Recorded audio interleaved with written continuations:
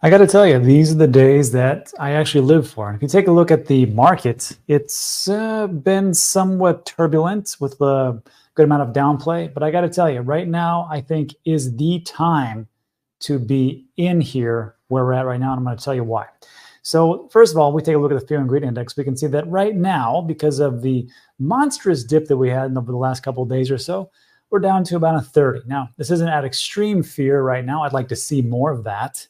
But we're not there yet. But I think what we really need to do is just take a look at a little bit of history about where we were at and where we're going. There's this great chart on Ben's site over into the Cryptoverse, and it takes a look at the Bitcoin monthly returns. And what I'm looking at here, because I mean, we can go through it line by line, year by year, but I'm always looking at the years that correspond to what happens.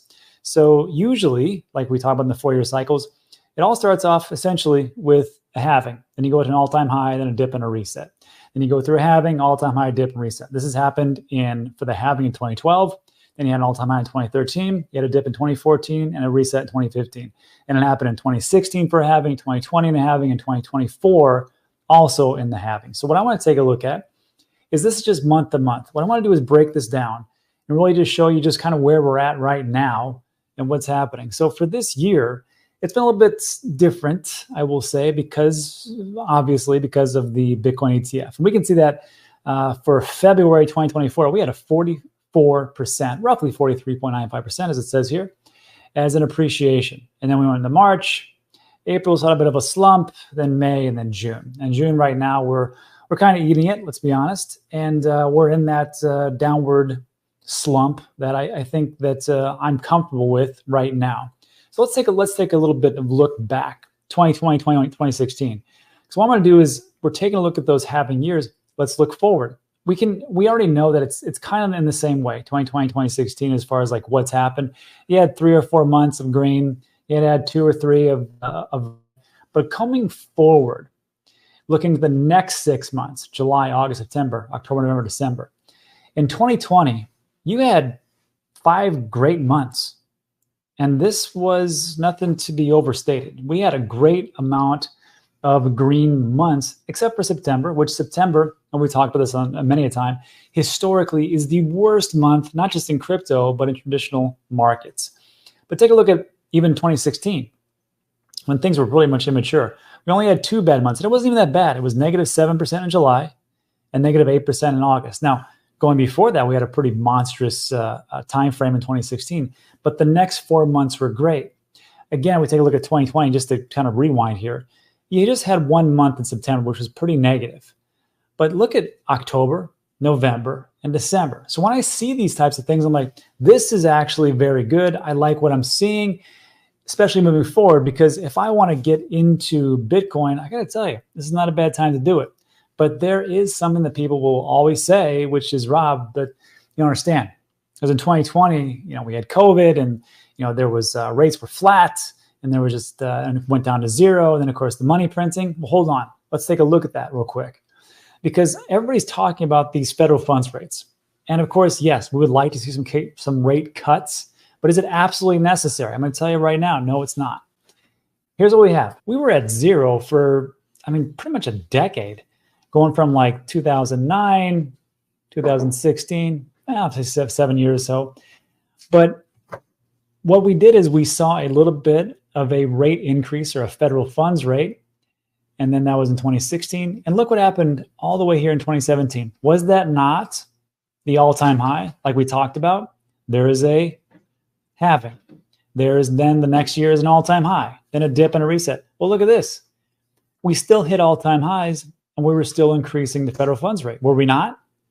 That's the same thing. So now let's go to 2020. We all know about the cerveza sickness. And of course, it dropped. We were holding steady. Then, of course, it dropped off the planet. We were 0 for quite some time. And people say, well, that was the reason, Rob. That was the reason, because of federal funds rate and the money supply. Hold on. Yes, we were 0 for quite some time. And that's true. And of course, we had the highest performing traditional market, S&P 500. Stock markets went through the roof. Crypto went through the roof. Although I got to tell you, I think we got screwed out of a proper bull run. I'll tell you mostly because of the FTX, the leverage, the Celsius, the Voyagers, and the nonsense that were going on in the background. But I guess if we take a look here, as far as the federal funds rate, what do we see? Yes, it did start to go up in 2022. And yes, that actually did happen. But as a reminder, just to jog everybody's memory, our federal funds rate is 5.25. Did we not see a 3x essentially in the last year? If we go back to take a look at the Bitcoin price from a year ago, you're at 25,000. What are we at today? We're at 60,000. Did we not hit 73,000? We hit 73,000, even though the federal funds rate was the highest it's been since 2007. So I know when people say, well, the federal funds rate and whatever else, look, even if it stays here, I'm okay with that, because at some point they're going to cut. They're going to cut at some point, and guess what they're going to do? Turn on the money printer. But let's take a look at that M2 money supply. So again, yes, America, we love to print money. We're very good at it, actually. But we can just see here that, yes, in 2016, we had quite a bit of a jump. That's what we do. We print money. 2013, 2014, 2015. This keeps going up and up and up. The 2017, of course, we had an all-time high. Now, if we come back to here, we take a look at 2020, there wasn't really much going on. Then we had the cerveza sickness, and what do we have? Well, we had the most amount of money printing we've ever done in the history of the United States. So we've come over here to 14.5 trillion, all the way up to 21.615 trillion. That's a lot. But I remind you again, look at where we're at right now. The rates are the highest they've been since 2007. The M2 money supply actually has decreased. The money printers were turned off. And did we not go, like I said, from 25,000 to 73,000? What do you think is going to happen when the funds rate, they start to cut the rate for next year, and the money printer gets turned on? I got to tell you, if you don't think this is the right time to invest, then I don't know really what to tell you, because I can't tell you anything. I can't give you financial advice. I'm not your dad. I'm not a financial advisor. Of course, you can do what you want to.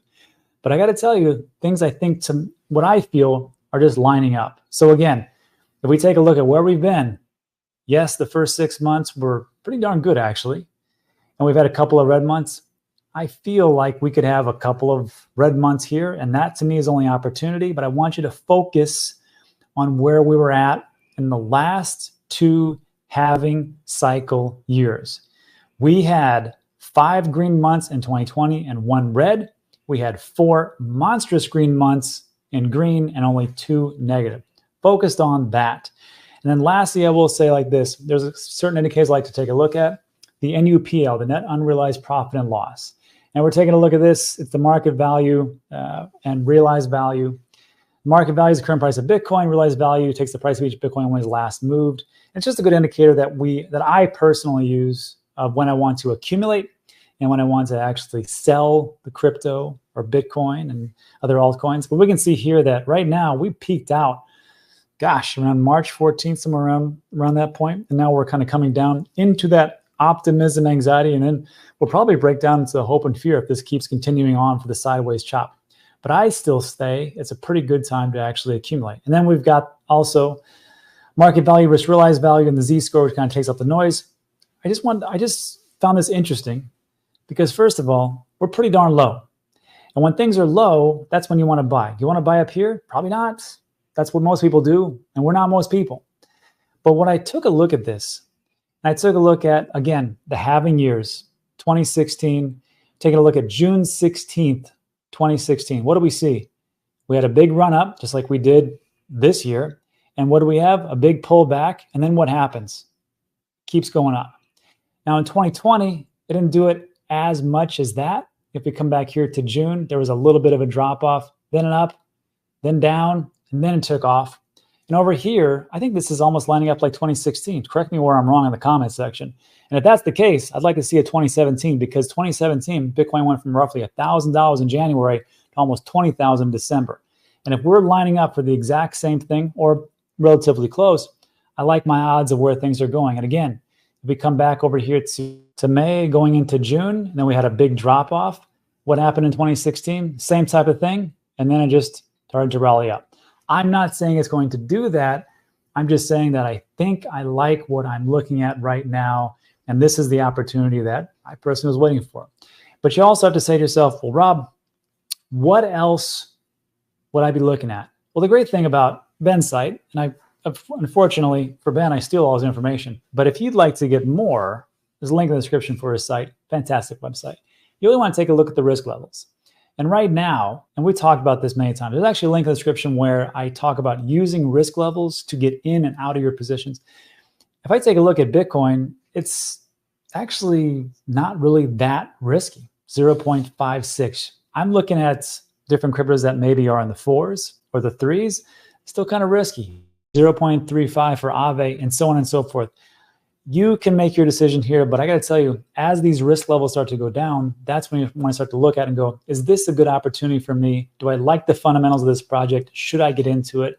I think for some of these, the answer could be yes for you, but you have to do your research and really dive into it. And that'll lead me to the last piece also is, if we're going to talk about top 10, top 20 different cryptos, there's also other things to get into. Now, I love a good meme coin because I like to gamble every so often. It's okay to gamble every so often. It is. There's a place for this. It's called Las Vegas. Also, we do this online with the different meme coins that are on different platforms.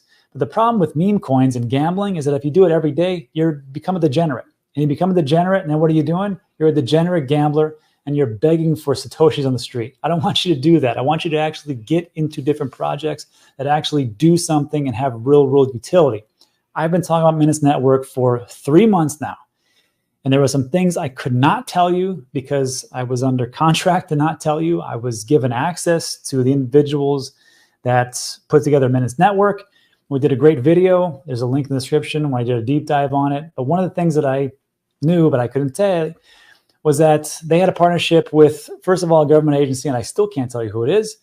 The second one is that they made a partnership with SEW. You don't know who SEW is? They are a massive global company. They do everything from power, gas, water, energy, solar, smart cities, and e-mobility. They have 1.2 billion customers, which right now, correct me in the comment section, I think we're hovering around 8 billion people. And they have a partnership with them. And then also on top of that, like I said, about the governments. And what I want you to do is take a look at this project. The TGE is going on right now. Americans can invest into this. And really what it's doing, it's using apps and SDKs to allow access for anybody in the entire world to communicate with anybody else with the different apps that are available and a new method of funding. But right now, they need nodes, they need validators, they need switch nodes. That's where you come in. To make more sense of this, again, watch the deep dive video, link in the description. I think this one could be massive, and that's it for today. So look, if you like today's video, give it a thumbs up, consider subscribing. Everything we talk about is time sensitive. That's it for today. Thanks so much for stopping by. I appreciate it, and I'll see you on the next one.